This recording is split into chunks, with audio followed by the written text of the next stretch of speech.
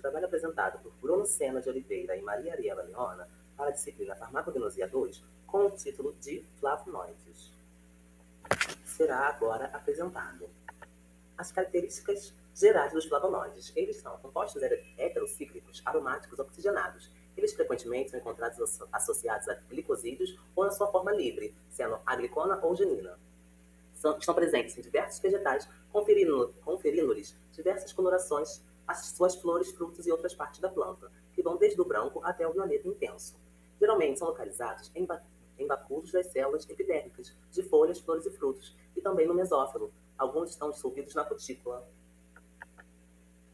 Costumam ter funções na planta como metabólitos secundários, possuindo várias funções, sendo ela proteção dos vegetais contra a incidência de raios ultravioleta invisível, proteção contra insetos, fungos, vírus e bactérias, atração de animais para fertilização, polinização, como antioxidantes e no controle de ação de hormônios vegetais. Olá, tudo bem? Meu nome é Bruno Sena e eu vou falar agora um pouquinho sobre a classificação estrutural geral dos flavonoides. Bem, os flavonoides são polifenóis hidrossolúveis com configuração C6, C3, C6 e um arranjo trianelar, onde nós encontramos majoritariamente o anel A, B e C, sendo o anel A composto por 6 carbonos, o anel C composto por 3 carbonos e o anel B composto por 6 carbonos. Então, no geral, o núcleo é composto por 15 carbonos. A maioria dos núcleos ou do esqueleto básico dos flavonoides é derivado do 2-fenil-gama-cromona, está representado nesta figura, mas também podemos encontrar outros tipos de esqueleto, só que este é o majoritário. Bem, sobre a classificação estrutural geral, também nós temos uma subdivisão em glicona ou aglicona.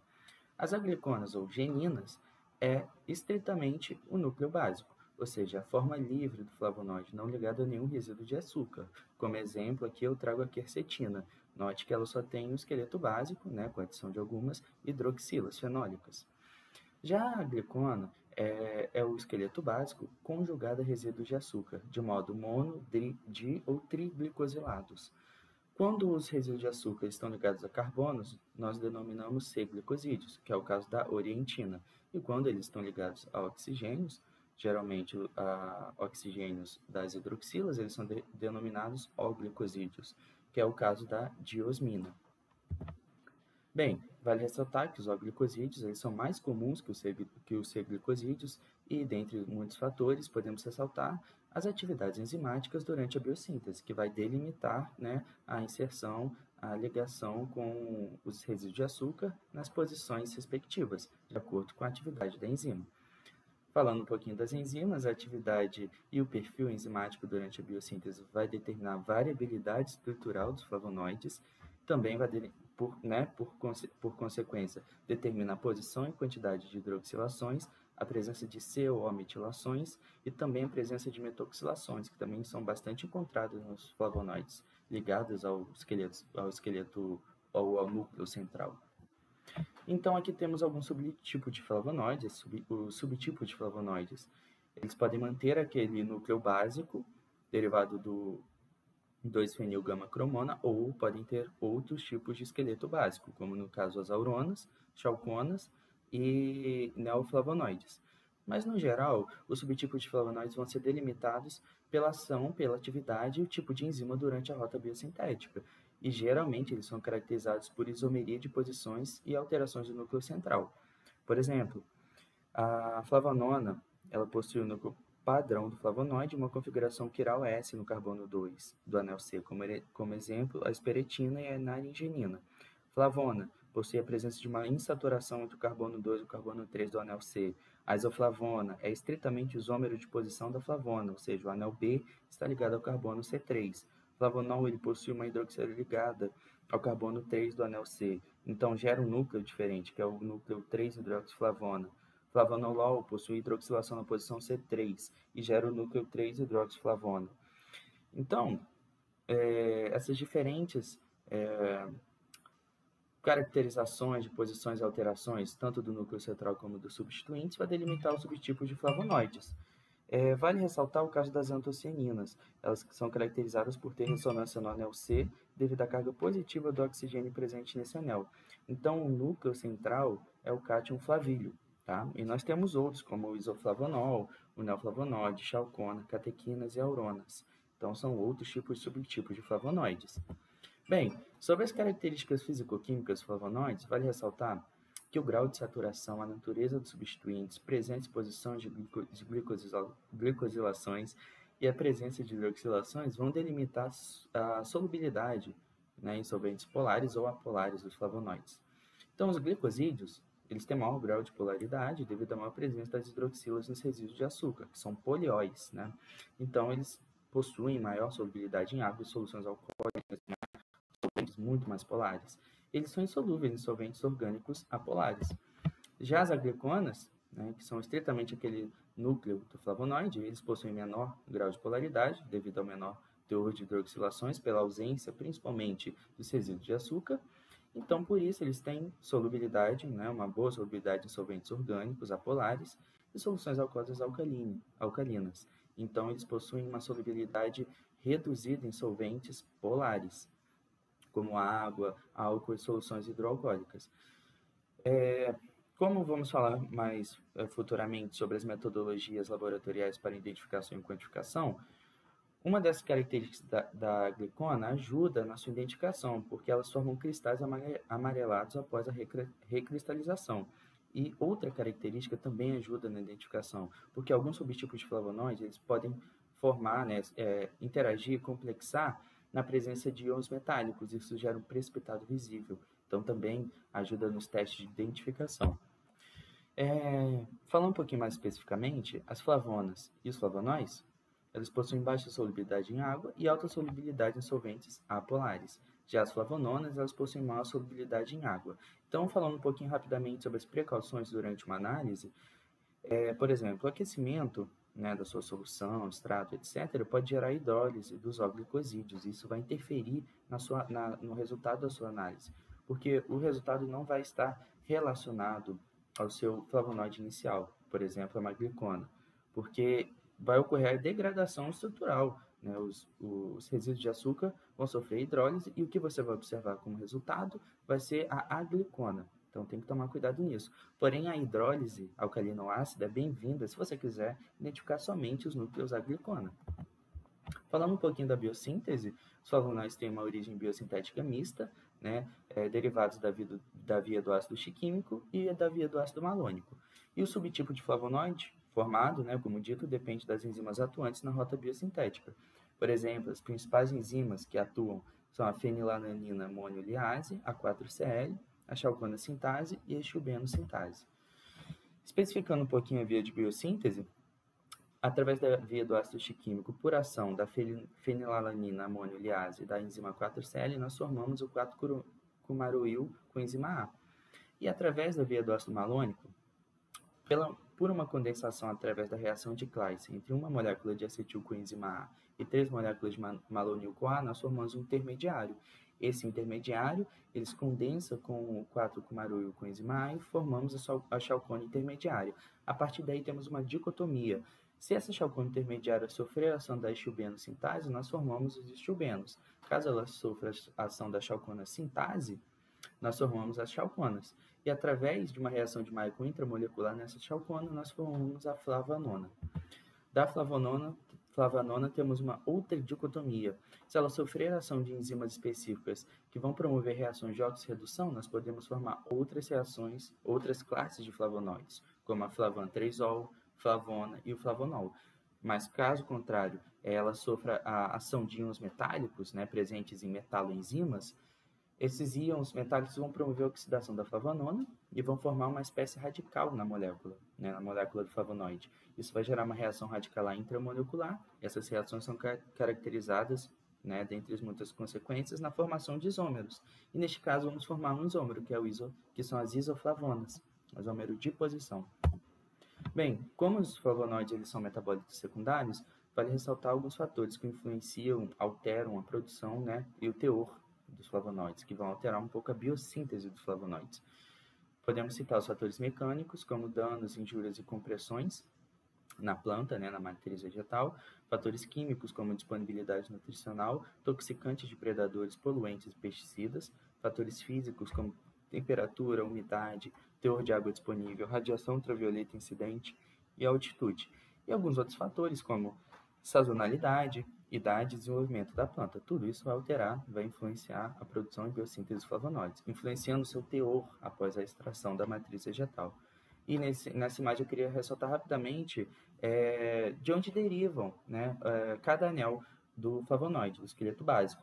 Pode ver que o anel A ele deriva da rota do ácido malônico, o anel B deriva da rota do ácido chiquímico e o anel C é formado pela condensação dos intermediários da rota do ácido malônico e do ácido chiquímico, né? Esses intermediários que não foram direcionados para a formação do anel A e do anel B, essa parte estrutural da molécula se condensa e forma o anel C, né? Um mecanismo geral, obviamente, tem suas especificidades.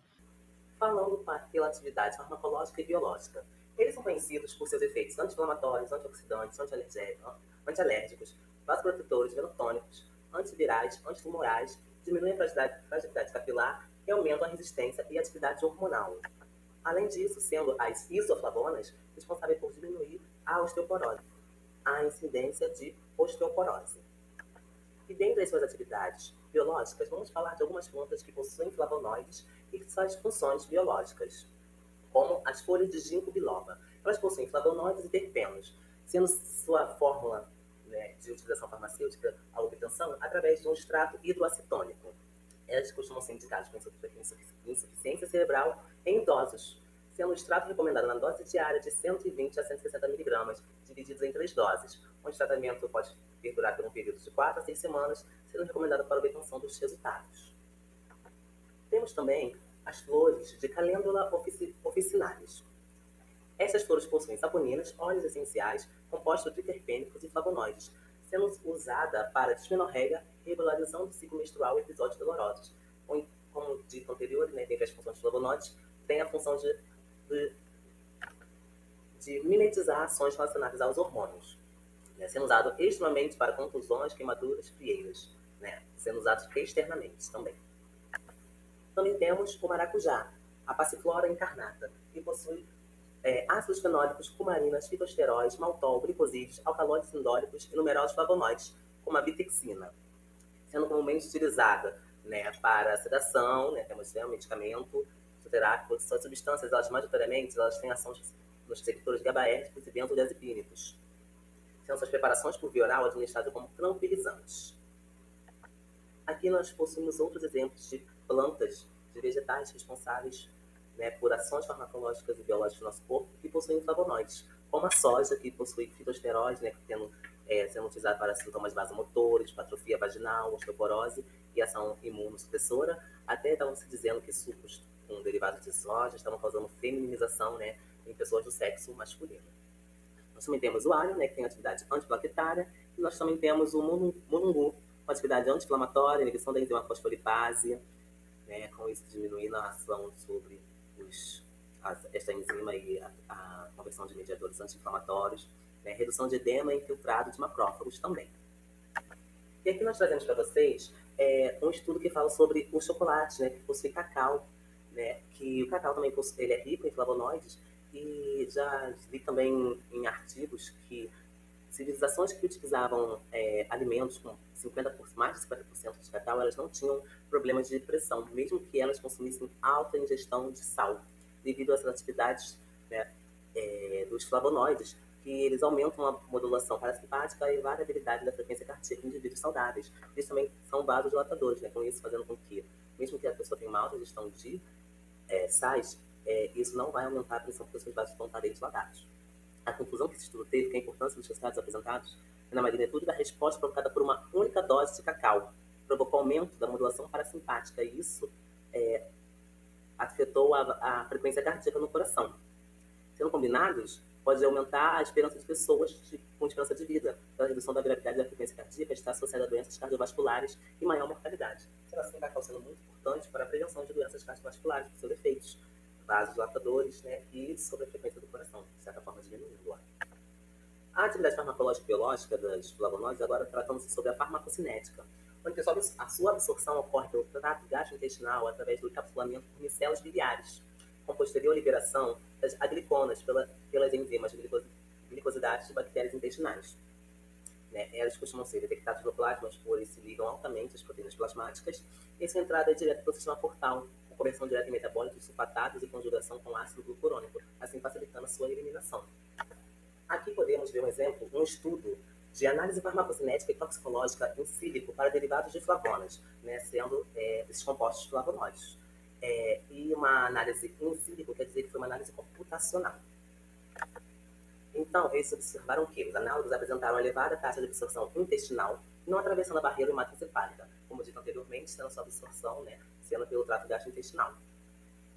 Eles inibem as isoenzimas hepáticas, e sendo apenas a isoenzima CP4502D6, que não sofre inibição por estes análogos. Então, podemos ver que os flavonoides eles podem atuar farmacocineticamente, inibindo as enzimas hepáticas. Os efeitos adversos e hepatotoxicidades e, consequentemente, a administração com outros xenobióticos, outros medicamentos, ela poderá dificultar a expressão de compostos, né, xenobióticos, sendo administrada com algum medicamento, alguma substância que tenha como substrato a atuação dessas enzimas. Né? E dentre esses três análogos, a apigenina e a crisina não apresentaram toxicidade, enquanto que a luteolina ela possui toxicidade moderada. Sendo assim, dependendo do flavonoide, ele pode ter ou não alguma toxicidade para o nosso organismo. Falando agora sobre os métodos laboratoriais, como o de extração, utiliza-se solventes com polaridade crescente, onde a extração ocorre por gradiente de polaridade sobre a matriz vegetal, onde pode ser feito com solventes apolares para a retirada de óleos, gorduras, esteroides e pigmentos, facilitando a extração dos flavonoides. Dessa forma, o solvente apolar vai retirar alguns interferentes. A utilização de solventes um pouco mais polares recuperam as agliconas livres pouco polares e outras com alto grau de metilação. E, aumentando-se mais a polaridade, pode-se extrair agliconas polihidroxiladas, flavonas e flavonoides mais polares, auronas, chalconas e flavonoides glicolizados. E como método de purificação e isolamento, podemos ter cromatografia e matriz de poliamida, CCDP e HPLC. E como método de identificação, um método qualitativo com a espectroscopia no UV, onde a presença de cromóforos na estrutura dos flavonoides serão revelados. Falando um pouquinho dos métodos laboratoriais, sobre os métodos de identificação, que nada mais são que métodos qualitativos, podemos utilizar cromatografia líquida de alta resolução, né, com uso de padrão de referência. Então, nessa técnica, nós comparamos o tempo de retenção de um padrão purificado, né, de referência, com o nosso extrato obtido. Né, então, essa comparação se dá por tempo de retenção.